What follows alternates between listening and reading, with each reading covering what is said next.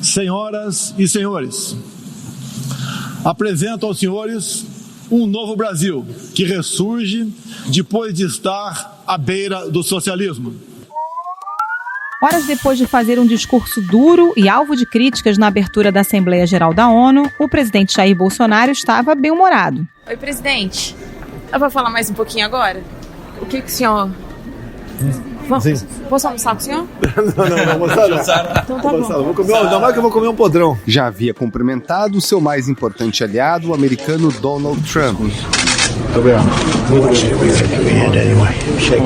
E se preparava para o restante da agenda em Nova York, antes de retornar para o Brasil. Foi um discurso bastante objetivo, contundente, não foi agressivo, mas nós buscamos restabelecer a verdade das questões que estavam sendo acusadas no Brasil. Como foram os bastidores da estreia do presidente nas Nações Unidas?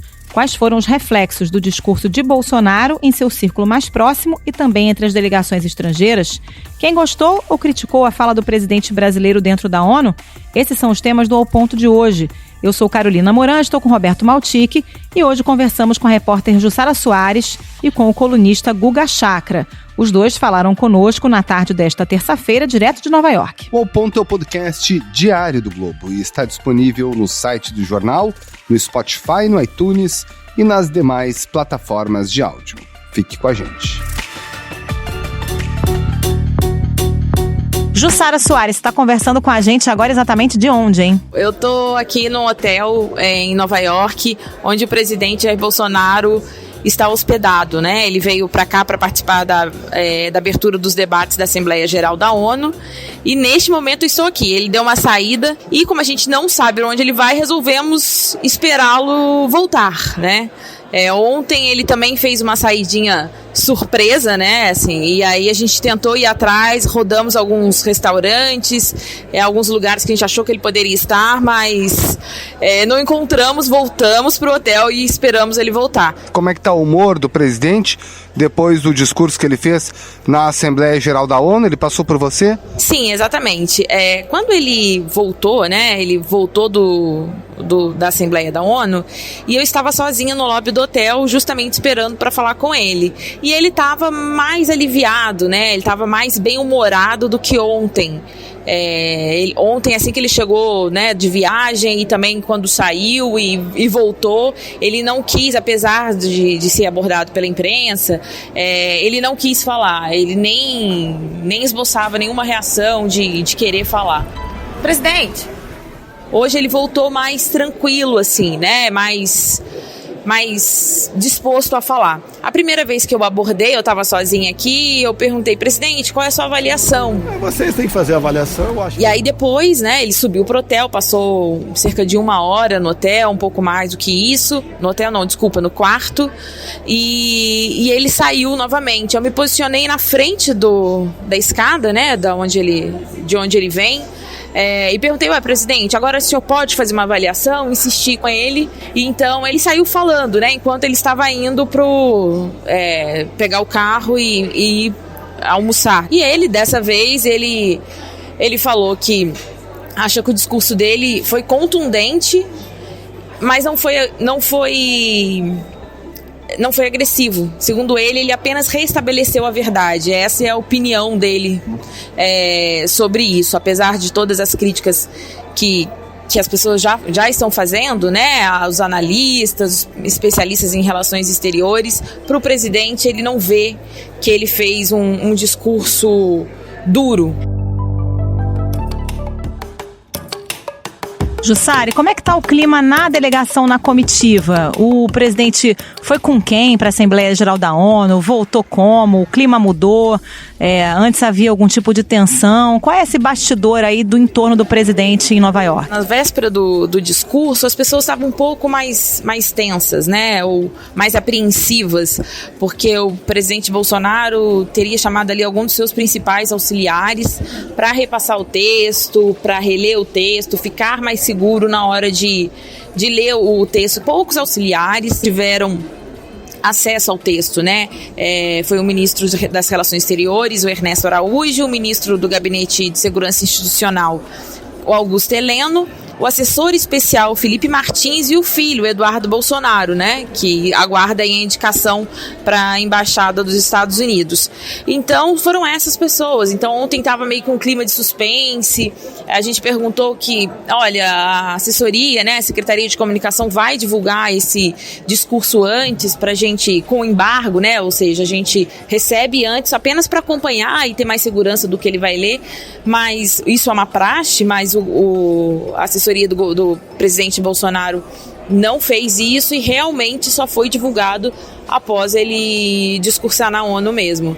Hoje, depois, parece que o clima está mais leve, né? Isso a gente sente a partir do próprio presidente. Eu acho que o humor dele modula também o humor dos seus auxiliares. Muita imprensa estrangeira interessada no nosso presidente?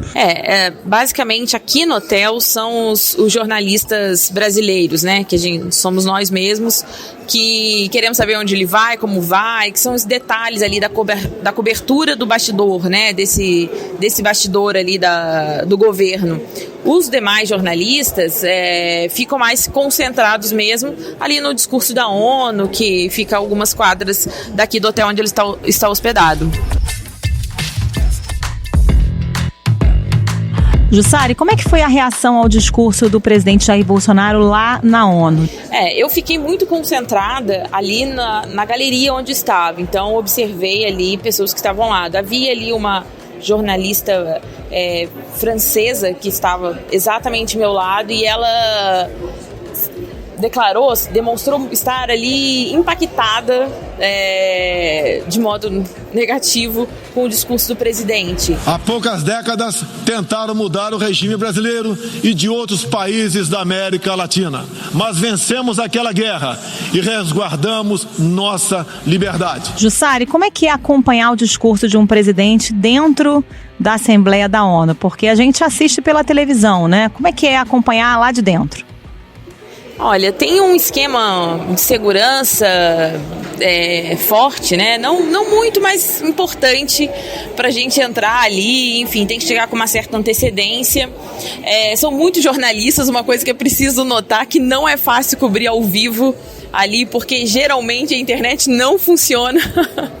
E aí, neste caso, a gente se concentra muito ali na hora, mas para acompanhar os discursos tem aquela tensão, cercado de expectativa, mas talvez jornalisticamente falando seja mais tranquilo cobrir de quem está fora, né? Porque está mais confortável. Ali na hora são muitos jornalistas e realmente temos ainda muita dificuldade com a internet. Isso é uma coisa que me marcou muito. Além de tudo, né? Da tensão, das expectativas, enfim, a gente... quando nós chegamos, né, na ONU, fomos levados para uma salinha, para um pool onde fica a imprensa, e dali fomos levados numa galeria, né, acima da plenária, que é para a gente acompanhar os discursos. Então, cada vez que sai um presidente, né, por exemplo, os jornalistas brasileiros tinham, acho que 15 vouchers para entrar, né, nesta galeria para acompanhar os discursos ao vivo. Logo depois que o Bolsonaro falou, nós tivemos que sair porque era a vez do presidente Donald Trump. The world fully expects that the Chinese government will honor its binding treaty. E aí eles vão substituindo para também a pessoa não chegar cedo e ficar até tarde. Mas é bastante interessante você ver o mundo inteiro ali, imprensa de todo mundo acompanhando e repercutindo em tempo real. Como é que é a rotina do repórter acompanhando um dia como esse? É ficar ligado o tempo inteiro, né? Eu tenho que ficar na cola dele.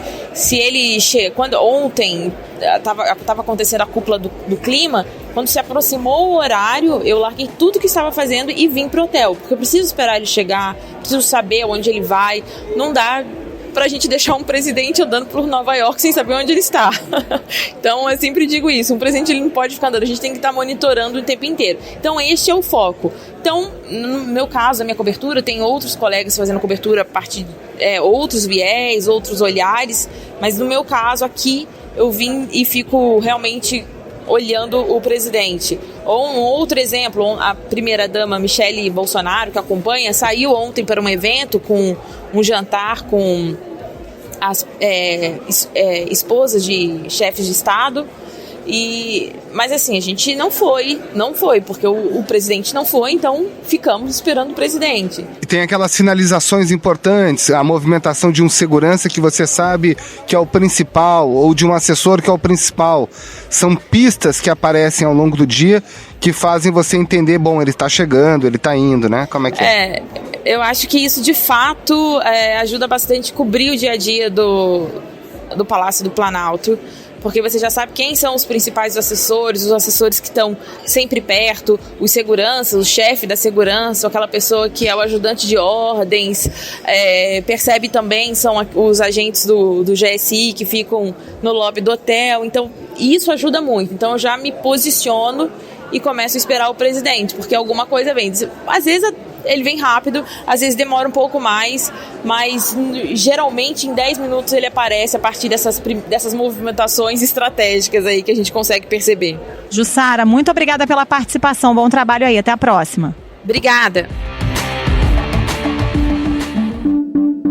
Guga Chakra, onde você está neste momento? Então, eu estou agora saindo aqui do lado de fora já do quartel-general, né, da Assembleia Geral das Nações Unidas, de onde fica a ONU aqui em Nova York, no East Side de Nova York, à beira do East River, que tem até aquele prédio que o Niemeyer foi um dos arquitetos responsáveis. E é aqui que ocorre a Assembleia Geral, os debates gerais, na verdade.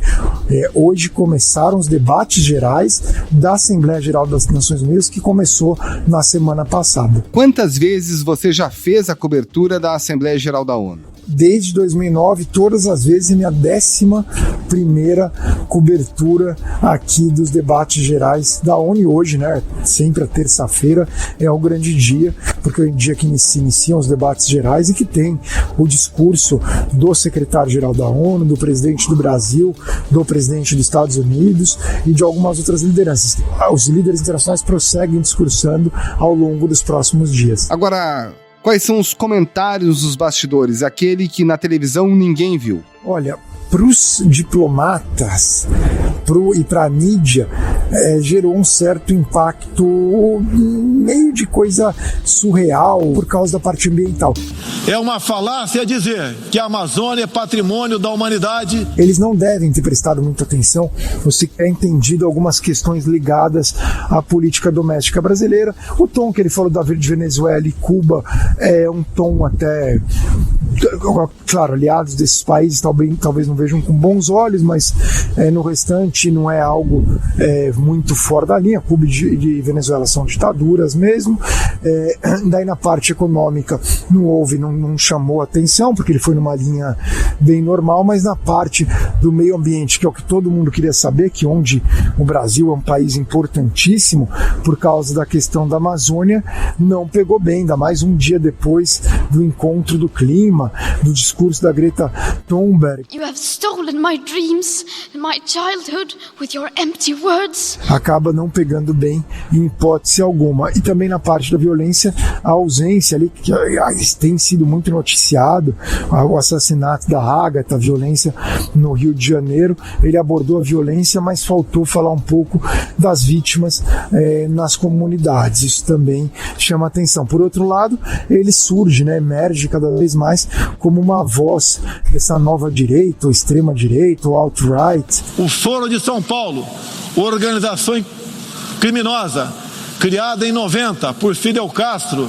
Lula e Chávez, para difundir e implementar o socialismo na América Latina, ainda continua vivo e tem que ser combatido. Pela sua experiência nas Assembleias Gerais, os aplausos, ele recebeu muitos, poucos aplausos ou na média? Olha, a questão é a seguinte, quem acompanha ali no plenário da Assembleia Geral são normalmente figuras das missões na ONU. Normalmente o número 2 ou o número 3 das missões junto às Nações Unidas, porque o embaixador desses países junto à ONU está acompanhando o chefe de Estado em outra programação, em outra agenda. O próprio Bolsonaro discursou e foi embora, ele não viu o discurso de ninguém. E nenhum chefe de Estado ou de governo ou governante acompanhou o discurso discurso do Bolsonaro, assim como tampouco acompanharam o do Trump. Não é nada contra o presidente do Brasil. Em alguns, o Bolsonaro ainda tem a vantagem de ser logo antes do Trump, que ainda tem plenário cheio. Alguns países, quando discursam já na quinta, sexta-feira, não tem ninguém sentado. Você tem 3, 4 delegações que estão acompanhando. Em geral, não tem nenhuma pessoa vendo, mas claro, que você vê na TV parece que está lotado ali porque só foca na pessoa. Esse pessoal de segundo e terceiro escalão que está ali no plenário, em geral, fica usando a internet e no final aplaude porque é a etiqueta. A não ser em caso, por exemplo, o Ahmadinejad, quando vinha e falava barbaridades do Holocausto, do 11 de setembro, algumas delegações se retiraram, mas isso é exceção. No geral é isso. É a etiqueta, você aplaude normalmente, sem entusiasmo nenhum. Não é possível que as Nações Unidas e seu Conselho de Segurança sejam regidos pelos mesmos parâmetros que se seguiram à Segunda Guerra Mundial. O Brasil defende um acordo global, abrangente e ambicioso, para combater a mudança do clima, no marco das Nações Unidas. Os semeadores de conflitos se reinventaram. As instituições multilaterais, não. Havia uma expectativa grande, se a gente comparar com os discursos do Lula, da Dilma, do presidente Michel Temer, por exemplo, uma expectativa grande pelo discurso do Bolsonaro ou não? Sim, havia. O do Lula gerava algum interesse porque o Lula era mais conhecido internacionalmente. Ele já, depois de começar a cobrir, em 2009, ele já era uma figura conhecida, mas não era aquele discurso que parava a ONU para acompanhar, mas era algo que todo mundo sabia quem era o Lula e queria ver o que ele falava. Da Dilma e do Temer, ninguém fora do Brasil prestava atenção, absolutamente ninguém, só saía mesmo na imprensa brasileira, era muito irrelevante. Não é que é irrelevante, mesmo de outro, por exemplo, a gente não vai prestar atenção no discurso do presidente do México, do presidente Macri da Argentina. Nuestro país está transitando um período de cambios profundos. Do presidente Pinheira do Chile, simplesmente é algo mais para o público doméstico. Quem costuma chamar atenção na ONU, claro, em primeiro lugar o presidente dos Estados Unidos, seja o Trump, seja o Obama antes dele, ou Bush, sempre é o presidente dos Estados Unidos. Em segundo lugar, aquelas figuras internacionais que estão envolvidas em grandes questões geopolíticas. O Netanyahu de Israel seria o exemplo clássico. As pessoas sempre queriam ouvir o que o Netanyahu iria falar. Iran's rulers promised to destroy my country, murder my people, and the response from this body, the response from nearly every one of the governments represented here, has been absolutely nothing. E as pessoas prestam atenção nos exóticos. Para o Ahmadinejad, quando ele comandava o Irã, e o Muammar Gaddafi, ditador da Líbia. Esses sempre chamaram, porque eles falavam de um jeito que algumas era trágico e cômico ao mesmo tempo. Falavam absurdos seguidos. O Bolsonaro entra onde? Ele não chega a ser exótico. Ele não é como o Hugo Chávez ou como o Gaddafi, nem no jeito dele falar, até porque ele leu o discurso, algo impensável para o Muammar Gaddafi, por exemplo, que falava totalmente de improviso, era outra linha. É mais por essa questão da Amazônia e de ele ser um líder dessa nova direita que as pessoas querem ver como pensa, o que diz, especialmente em um país fora do que é considerado o eixo ocidental, né, dos Estados Unidos, Canadá, Europa, Austrália e Nova Zelândia, né, do dito ocidente cultural. O Brasil é ocidente geográfico, mas não é incluído muitas vezes dentro do ocidente cultural. Guga, esse discurso do Bolsonaro marca uma inflexão na tradição diplomática brasileira, porque se a gente pega os discursos de todos os presidentes brasileiros, lá desde o Sarney em diante, independentemente de bandeira partidária, todos têm alguns pontos em comum. A defesa do multilateralismo, a defesa de mudanças no Conselho de Segurança da ONU, e aí, claro, com a inclusão do Brasil, a defesa do desarmamento nuclear, e também a pauta ambiental. E o discurso do Bolsonaro passa ao largo desses pontos. É uma mudança nessa tradição diplomática brasileira? Sua leitura está perfeita, exatamente. Ele mudou o tom do discurso do governo brasileiro e que ele foi para uma linha completamente diferente, ainda mais no palanque da ONU. O discurso multilateralista sempre foi importante para o Brasil avançar as agendas internacionais do país, até como um líder dos países emergentes. Ele simplesmente optou pela linha do que eles chamam de soberanista, de valorizar muito a soberania das nações internacionais, que tudo bem, é uma visão, mas vai contra o que sempre diz, nesse sentido. O complicado foi realmente, primeiro, o tom agressivo, que não é comum ao Brasil, as pessoas não são acostumadas a ver o Brasil adotando um tom agressivo, especialmente na área ambiental, onde o Brasil sempre foi visto como um líder e agora se transformou há algum tempo em um pária internacional, algum tempo durante o governo Bolsonaro. Então, isso alterou, foi completamente diferente dos discursos anteriores dos presidentes brasileiros na ONU, que o Bolsonaro exagera e os chama de socialistas. Guga, obrigada pela participação mais uma vez. Até mais. Obrigado vocês e contem sempre comigo. Um abraço. Agradeço a todos pela graça e pela glória de Deus. Meu muito obrigado.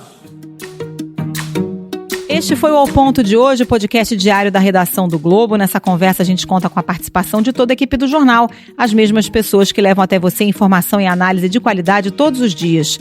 O Ao Ponto está disponível no site do jornal, no Spotify, no iTunes e demais plataformas de áudio. E você entra em contato com a gente pelo e-mail podcast@globo.com.br. Quer saber mais? Entre em oglobo.com.br e confira todas as notícias e reportagens especiais. A captação do áudio ficou com Maurício Belli e com o Vinícius Delis, dos estúdios da Rádio CBN. A edição é do João Guilherme Lacerda. Tchau. Até mais.